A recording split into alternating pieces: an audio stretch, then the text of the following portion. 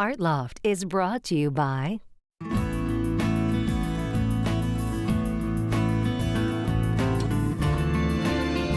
Where there is freedom, there is expression. The Florida Keys and Key West. the Miami-Dade County Tourist Development Council, the Miami-Dade County Department of Cultural Affairs, and the Cultural Affairs Council, the Miami-Dade County Mayor, and the Board of County Commissioners, and the Friends of South Florida PBS.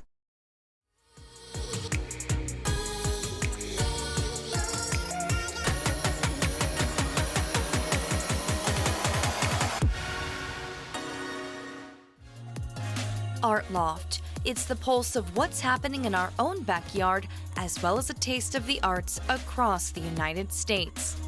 In this episode, Mixing Mediums, we meet a classically trained printmaker, an artist painting with glass, and a program giving new dance graduates a leg up.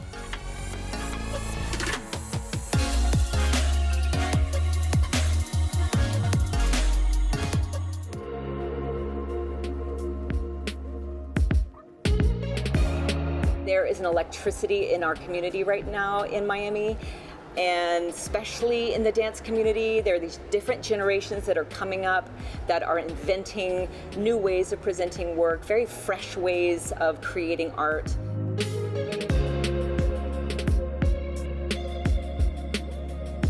When the public comes to the performance tonight, what they can expect is to wander from one gallery to the next and to watch the performers execute these exquisite solos, duets, ensemble works that are inspired by the visual art that is on exhibit at the Perez. And so you get this beautiful connection of the visual art and the live art and an intimate experience for the audience as they watch the dancers.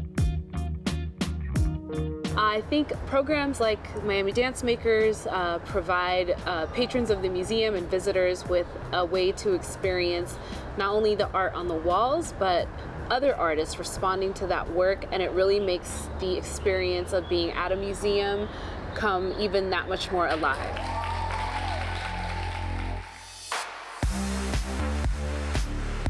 What we want to do is help support them by connecting them with personal connections to professional performing arts networks throughout Miami. The way we do it is we partner each of the Miami Dance Makers with a creative development partner, and the creative development partners are theaters throughout Miami, and they include South Miami-Dade Cultural Arts Center, Miami Light Project, Live Arts Miami, and Young Arts. I got placed with Live Arts Miami. I really like their organization, and it's been super cool learning from what they do. We have been able to make connections with people who are already working in the industry. I got paired with South Miami-Dade Cultural Arts Center, so I was able to use their facilities and their dance studios to rehearse and create my own work inspired by artwork from Perez Art Museum.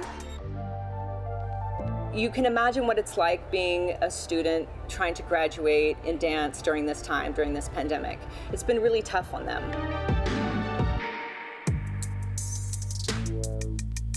It's been an opportunity of a lifetime. I think it was a big, chunk of stone that we all needed to just step onto to help us get out into the real world. Now it just feels very official. Like we're here, we're part of the real dance world, and it's a lot of feelings, but I feel very, very lucky. Being commissioned in a more professional setting was very exciting and very rewarding for this performance. And it was an easy transition from my student life to professional. And it's very helpful to be able to get these connections right out of college, which is usually very difficult. A lot of people, I feel, don't think that there's a lot of opportunity in Miami compared to New York, but there really is a lot of opportunity here, and it's beautiful, and artists are very grateful, and it's a very inspiring community. It has been wonderful, actually. Wanting to start and bring back more so the arts to Miami once you graduate, because a lot of dancers think and artists all over to move to New York and move to LA and move all these places, but to keep it here in Miami because we have such a beautiful thing here. So it's been awesome being a part of this and able to rebuild and maintain and hopefully realize that whoever is graduating next, that they can stay here and still have opportunities and make something for themselves. This moment is more than just a debut. I can see their hearts are full. I see they have hope. I see that they feel supported and loved by their community. They've made so many brave choices as artists.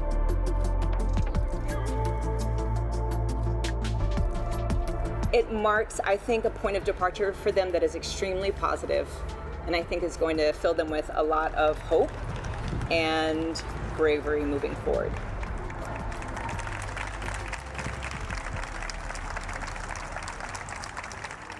Follow the Miami Dance Makers Community Engagement Initiative online at AdelMyersandDancers.com.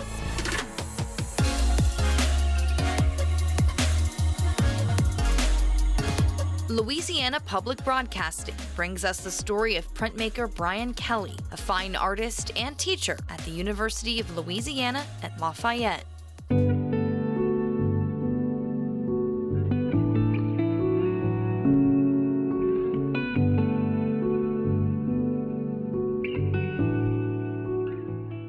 I'm a printmaker and I work in the 4 disciplines: woodcut, lithography, but also etching and silkscreen.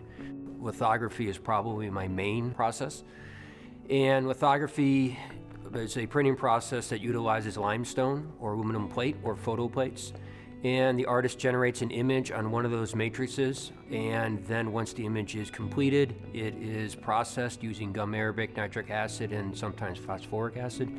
And then ink is applied to that surface, and then that ink is then transferred to paper. So it's a planographic printing process that really embraces drawing, draftsmanship, which is a core of what my work is about.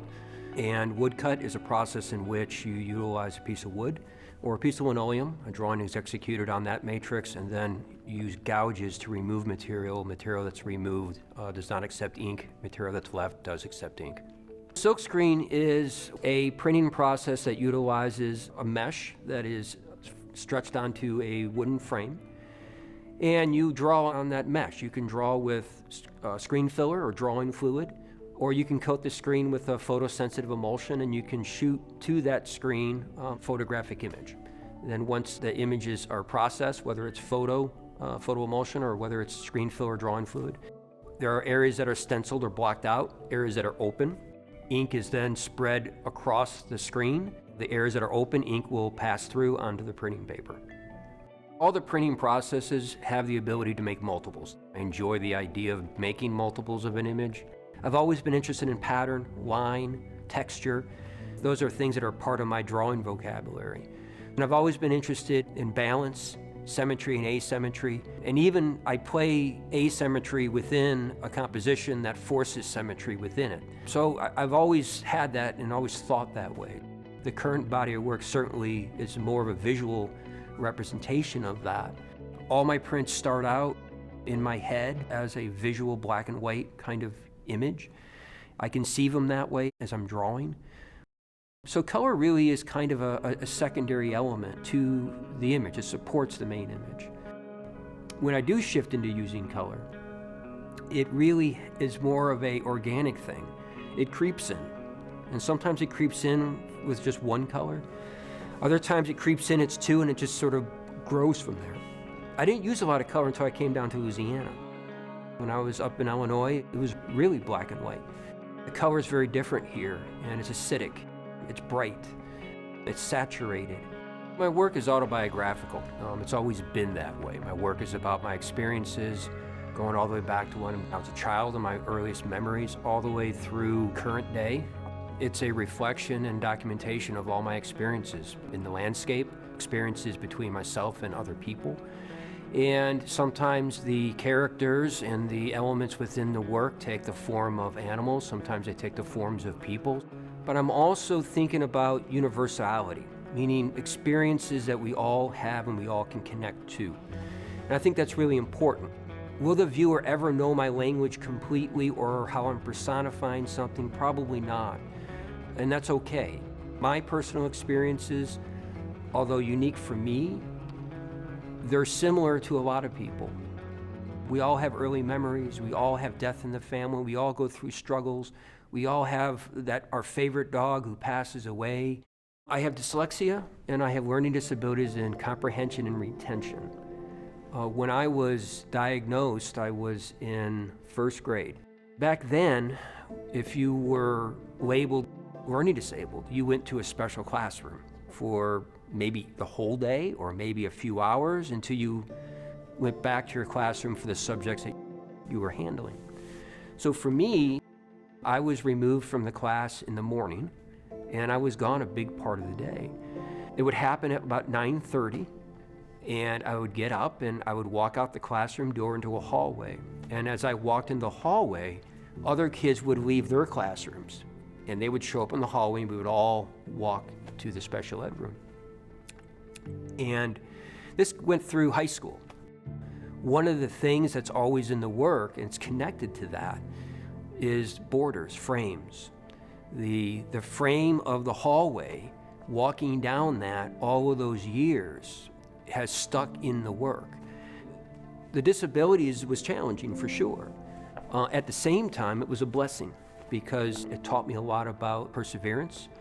It also taught me a lot about how to be an artist. It's given me fuel and things to draw from that have shown up in the work for years. Illinois is very different when it comes to art education.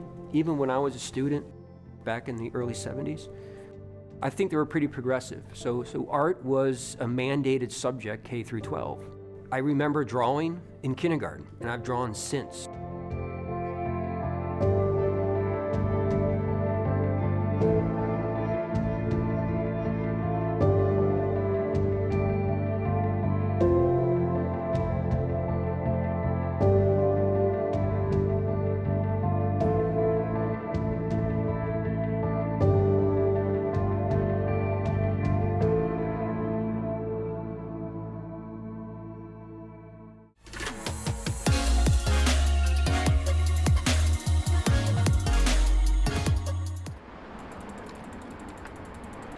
My name's Giovanna Gonzalez, and I'm from Los Angeles, California.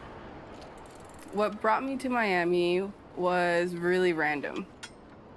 I was living in Berlin at the time and kind of felt like I needed to come back home in some form or fashion, and not necessarily LA home, but back to the States. And so I started to just do some research on like different residency programs or artist programs that I can maybe apply to that would help to determine like where I would land.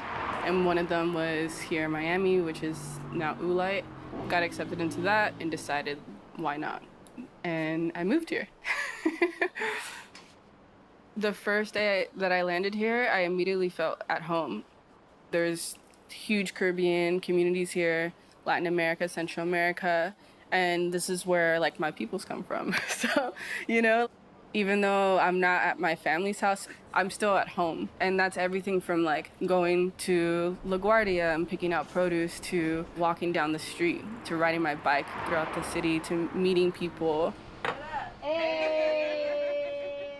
My artistic practice has different elements to it. So it's partially, you know, making work, then partially being a curator, and partially working within the community. And I don't separate any of those things. I kind of just came to the realization that it was kind of all intertwined. And once I started to do that, I really think that the overall work became better. I already had this idea of kind of breaking down the barrier that there's this notion of who art is for. Supplement Projects engages with the public and community. I would print flyers, go door to door, tell people what I was doing, and then invite them over. And so you kind of have a variety of people that are coming, everything from like abuelita to the little kids to like other family members to just my neighbors across the street. For some of them, it was their first time kind of engaging with art. For a lot of them, they never necessarily went to a museum. Supplement Projects also is like primarily working within a sort of group show idea. And for me, that's a beautiful opportunity for people to grow larger in community, right? And kind of see the connections that they have with their peers around them. And so in some way, the art community is also showing up in my work and vice versa. So for the sort of making of the work, I'm definitely interested in material, and I'm interested in how the material can carry a narrative. How do other people perceive you, and how do you perceive yourself? Identity representation and thinking about perception, right? Working with certain materials can achieve that narrative. You're not seeing an actual representation of what those things can look like, but you're seeing a sort of abstract representation of how those things can be communicated. Working with metal has allowed me to think about the sort of fluidity that it has and how malleable it is. It has such a strong association with it being a male practice. Just even that in itself, shifts maybe the notions of representation and who you think maybe this work is by and what it means. And so I'm still kind of pushing that and figuring out ways in which I can still communicate those same narratives within the work. I think it's important to have this sort of support, like as in commissioner. Not only does it allow you to be encouraged to continue going, but I think also in terms of the people that are collecting the work are able to then follow you along your journey, right? We as individuals and also artists develop, obviously, as time goes on. So they have something of yours early on. In some way, it's encouraging as an artist, to keep on going forward. To learn more about Giovanna's work, check out her website at gio-vanna.com.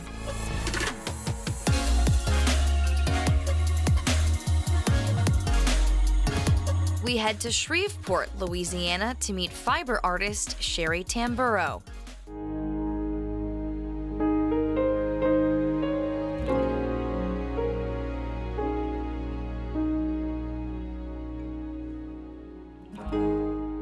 From a very young age, I was always involved in some type of material or fiber my mother sewed, and thought it would be a good idea for me to learn. In the 70s, I got involved with the Expansion Arts program in Florida. So I learned how to weave. So I have a couple of looms. I learned how to spin. I mainly work in wool, silk, sometimes bamboo fibers. Sometimes I get the fleece that I have to take and wash and card and dye.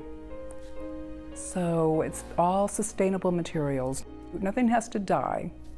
Recently, I was in a workshop in Austin by a woman from the Netherlands, and she taught a class on making coats. And I made a coat, and it's all one piece. You have to make it so large, 5 times as big as the coat, because wool shrinks.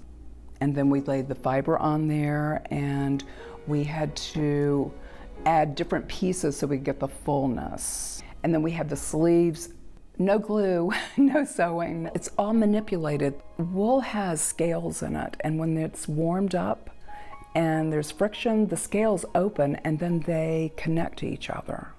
So the scarves with the silk, I have a silk base, which I dye all my silk, and then I lay the wool on the silk.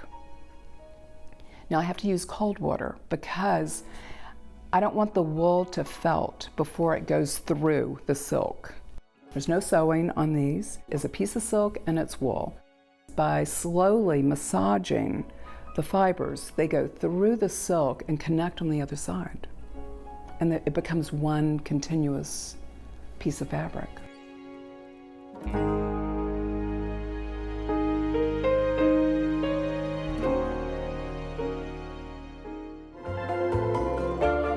I'm experimenting with doing a lot of pods. It's kind of like magic because you put the fibers down and then you wet them with warm soapy water, and then you wrap them in a pool noodle and you use bubble wrap, and then you roll. It's labor intensive, but you get a good workout. When it starts coming together, it takes a form of its own. You have to sculpt it because wool has a memory. I have an idea, I have a sketchbook, so I try and sketch everything out before I do it. It doesn't always come out like my sketch, but it is close. Wool is so durable, they last forever. Hats, I do hats. I love making hats. And I'm doing some jewelry, some necklaces. The vases I make using a resist, it's called a resist, and it's floor underlayment. You know, if you're putting down Pergo or something, there's that white base that you put down before you put it on there. Well, I use that for my resist. So you cut a shape out. Everything starts out flat, and you put fiber on one side, then you flip it, put fiber on the other side, and you do that. You usually do 4 or 5 layers so that you can get a really nice thick felt. And then you cut a hole, and you pull your resist out, and then you start to get your shape. This is 5 layers of wool on here. But then this is eucalyptus here, and then I have some roses in here, rose petals and rose leaves, which give a nice green. And the whole thing was eco-printed.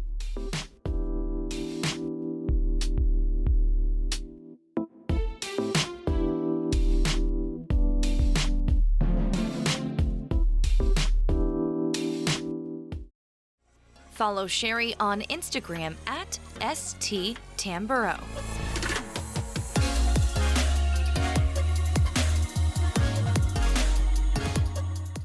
My name is Donna Coffin, and I do glass frit painting. It's not really paint, it's painting with colored glass. And I take crushed glass called frit, and I make art with it. And that's what I've been doing for about 7 years now. The steps in this kind of work involve mixing up powdered black glass, crushed glass, into a goo that you can put in a squeeze bottle. And using a very fine tip, you do your drawing on a piece of clear glass.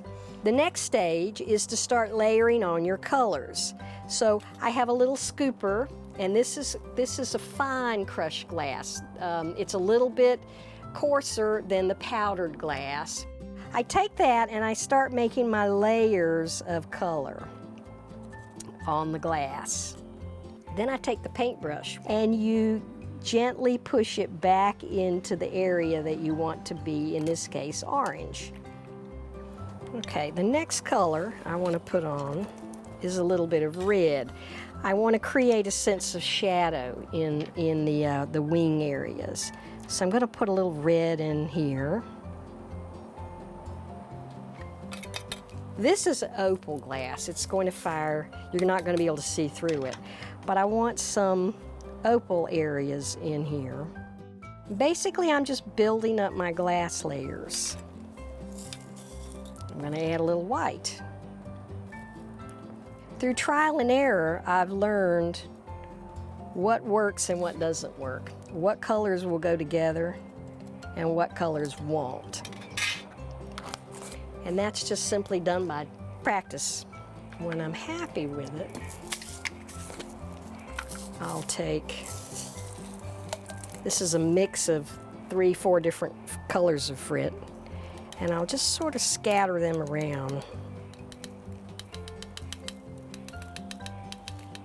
When I'm all ready and done with it and it's ready to go in the kiln, I very gently, carefully sit it over in the kiln. Here's one that I've got of a pufferfish. There's my drawing. Here's the pufferfish ready to go in the kiln. A firing takes 8 hours and it has to cool down overnight so that you don't shock the glass. If you heat glass too fast or cool it too quickly, it will crack and it'll create stress inside. The crack might be right then when you could see it, or it might happen a week later. After it comes out, it might look like this, or like this. And then I can take it and drill holes and hang it or mount it, or I can fire it again and add more color to it. glass can be anything. You can do anything you want with glass. So, you know, there's other things you can do with it. Turn it into bowls, turn it into, you know, vessels. I like to be able to see through the glass and have a feeling that it is glass. I could paint on canvas as well, but that doesn't give you the same feeling of transparency and light. And down here in the Keys, we're surrounded by so much light, and the colors bouncing off the water and the sky and everything. There's such a great feeling of light down here that's what I try to capture in my glass, is that feeling of glass and light and transparency. Find more about Donna Coffin's work at artistsinparadise.com and continue the arts conversation on Instagram at ArtLoftSFL. Find full episodes, segments, and more at artloftsfl.org and on YouTube at South Florida PBS.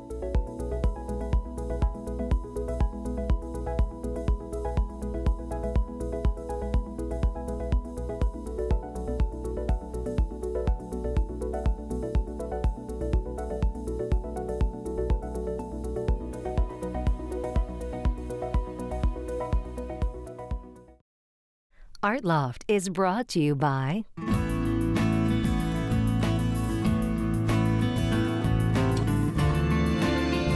Where there is freedom, there is expression.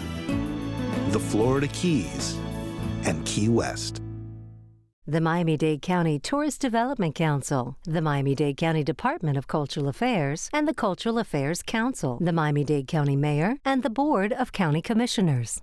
And the Friends of South Florida PBS.